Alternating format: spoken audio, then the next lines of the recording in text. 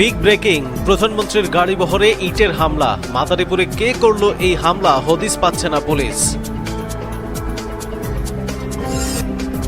BNP জামাত মুখোমুখি অবস্থানে, পাল্টাপাল্টি অভিযোগ। ছাত্র শিবির থেকে বিদায়ের পর সাদিক কায়েমের আবেগঘন স্ট্যাটাস ভাইরাল। ইরানের রাতভর মার্কিন হামলা, হরমুজের সুপার ট্যাঙ্কারে পাল্টা আঘাত তেহরানের। বিস্তারিত জানতে ভিডিওটিতে লাইক দিয়ে না টেনে শেষ পর্যন্ত দেখুন। বরিশাল যাওয়ার পথে মাদারীপুরে প্রধানমন্ত্রী তারেক রহমানের বহরে গাড়ি লক্ষ্য করে ছুড়ে মারা হয়েছে ইটের টুকরা। সোমবার সকাল 8:36 দিকে সদর উপজেলার সাধুর ব্রিজ এলাকায় এই ঘটনাটি ঘটে। এতে অক্ষত ছিল নিরাপত্তা বহরে থাকা সেই গাড়িটি। এটি অনাকাঙ্ক্ষিত ঘটনা নাকি কোনো দুর্বৃত্তের কাজ তা খতিয়ে দেখছে পুলিশ। যদিও রাত পর্যন্ত সেই ইট কে কিভাবে ছুঁড়ে মেরেছে তা অন্য কোনো গাড়ির টায়ার থেকে ছিটকে এসেছে কিনা তা নিশ্চিত হতে পারেননি তদন্তকারীরা। এই ঘটনায় 1 মিনিট 49 সেকেন্ডের একটি ভিডিও ক্লিপ ছড়িয়ে পড়েছে সামাজিক যোগাযোগ মাধ্যমে। এতে দেখা যায় প্রধানমন্ত্রীর পূর্ব ঘোষিত বরিশালের এই সফর ঘিরে তাকে অভ্যর্থনা জানাতে মহাসড়কের দুই পাশে বিএনপি নেতাকর্মীদের ভিড়। সকাল 8:30টার পরে গাড়ি বহরটি সাধুর ব্রিজ এলাকায় পৌঁছলে প্রধানমন্ত্রী তারেক রহমানকে বহন করা বাসটি যাওয়ার পরপরই স্পেশাল সিকিউরিটি ফোর্সের একটি গাড়ির সামনের উইন্ডশিল্ডে ইটের টুকরা এসে পড়ে। এ সময় প্রধানমন্ত্রীর বাসের সামনে ও পেছনে ছিল একাধিক নিরাপত্তা যানবাহন। নাম প্রকাশে অনিচ্ছুক কয়েকজন প্রত্যক্ষদর্শীর দাবি, ঘটনাটি উদ্দেশ্য প্রণোদিত হতে পারে। তাদের প্রত্যাশা, যে বা যারাই এই কাজটি করে থাকুক তাকে বা তাদের দ্রুত আইনের আওতায় আনা হোক। এ বিষয়ে রাতে মোবাইল ফোনে কথা হয় মাদারীপুরের পুলিশ সুপার মোহাম্মদ হাবিবুল আলমের সঙ্গে। তিনি বলেন, কে বা কারা প্রধানমন্ত্রীর গাড়ি বহরে ইটটি নিক্ষেপ করেছে তাকে ধরার জন্য অব্যাহত রয়েছে আমাদের অভিযান। এখনই নিশ্চিতভাবে বলা যাচ্ছে না এটি কেউ ইচ্ছাকৃতভাবে নিক্ষেপ করেছে নাকি কোনো যানবাহনের চাকায় চাপা পড়ে গাড়ির উপরে এসে লেগেছে ইটের টুকরা। অন্যদিকে বিএনপি জামাত মুখোমুখি, পাল্টাপাল্টি অভিযোগ। চুয়াডাঙ্গার দামুড় হুদা উপজেলা মডেল মসজিদে জামায়াত ইসলামীর নারী সংগঠনের কোরআন শিক্ষা প্রশিক্ষণ কর্মসূচি আয়োজনের জেরে দলটির নেতাকর্মীদের সঙ্গে বিএনপি নেতাকর্মীদের উত্তেজনা দেখা দিয়েছে। ইতোমধ্যে দুই পক্ষের অন্তত 9 জন আহত হয়েছেন। গত রোববার বিকেলে তাদের মুখোমুখি অবস্থান ঘিরে উত্তেজনা দেখা দেয়। পুলিশ ঘটনাস্থলে গিয়ে পরিস্থিতি নিয়ন্ত্রণে আনে। ঘটনার শুরু গত শনিবার। এদিন দুপুরে উপজেলা মডেল মসজিদের একটি কক্ষে জামায়াত ইসলামের নারী বিভাগ তালিমুল কোরআন প্রশিক্ষণের আয়োজন করে। এতে শতাধিক নারী অংশ নেন। স্থানীয় সূত্রগুলো জানায়, কর্মসূচি চলাকালে বিএনপি নেতারা সরকারি প্রতিষ্ঠানে রাজনৈতিক দলের কর্মসূচি নিয়ে প্রশ্ন তোলেন।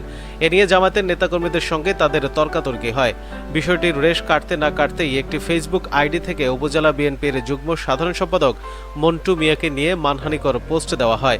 সেই পোস্ট শেয়ার করেন ছাত্র শিবিরের ওয়ার্ড পর্যায়ের এক নেতা।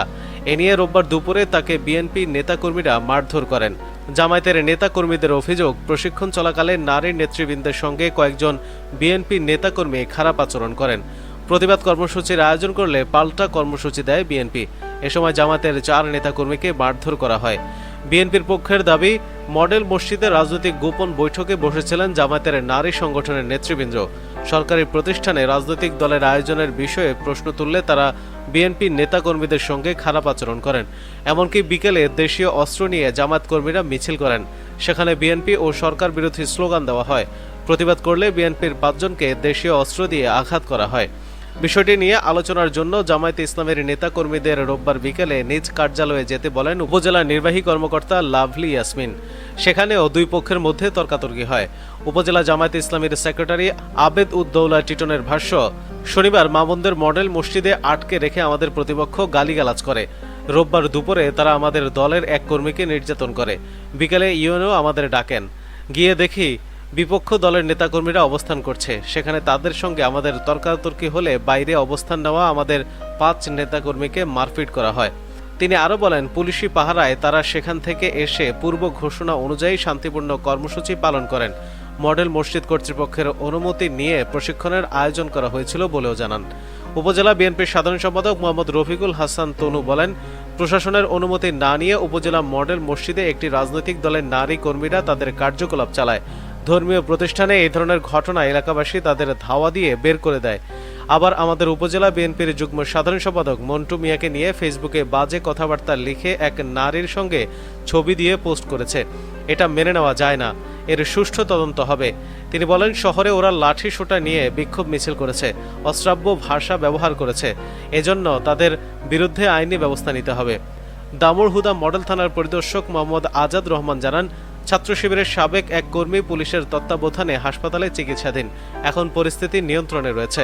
শহরে পুলিশ মোতায়েন করা হয়েছে। তবে গতকাল সোমবার বিকেল পর্যন্ত কোনো পক্ষ মামলা বা অভিযোগ করেনি।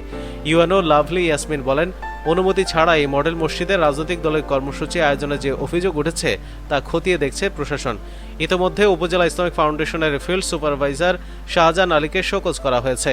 আইন শৃঙ্খলা পরিস্থিতি স্বাভাবিক রাখতে অতিরিক্ত পুলিশ মোতায়েন করা হয়েছে।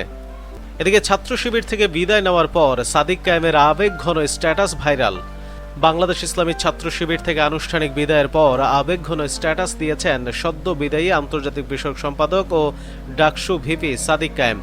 সোমবার দুপুরে ছাত্র শিবির ষান্মাসিক এক সেটআপে সাদিক কায়েম সহ 9 জন কেন্দ্রীয় সম্পাদকের আনুষ্ঠানিক বিদায়ের কথা জানিয়েছেন প্রচার সম্পাদক এস এম ফরহাদ।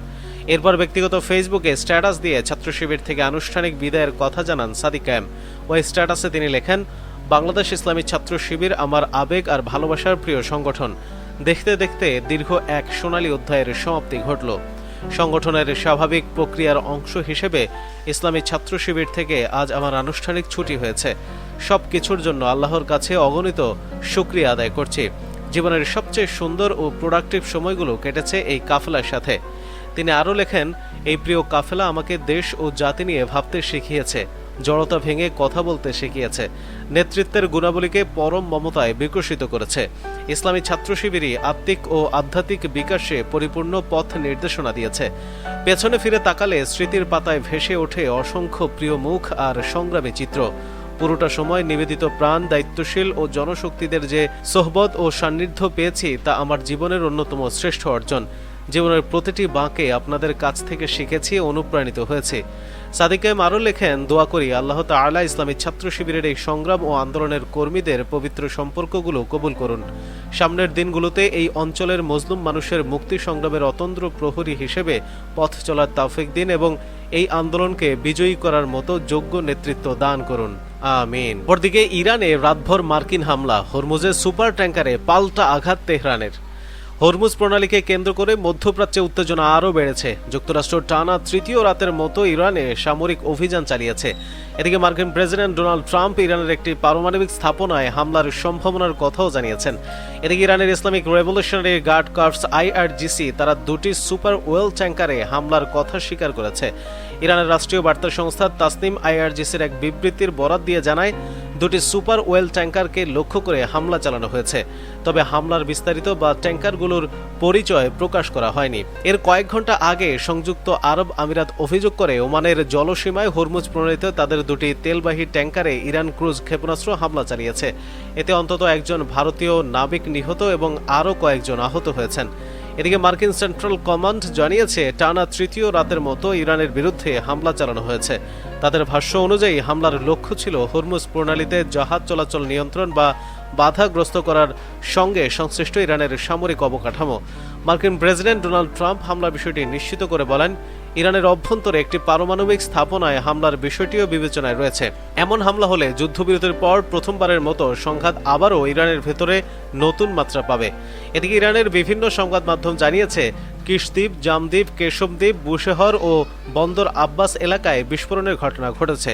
অন্যদিকে ইরানের সেনাবাহিনী দাবি করছে তারা কুয়েতে অবস্থিত মার্কিন সামরিক স্থাপনা ও শত্রু পক্ষের একটি জাহাজে হামলা চালিয়েছে।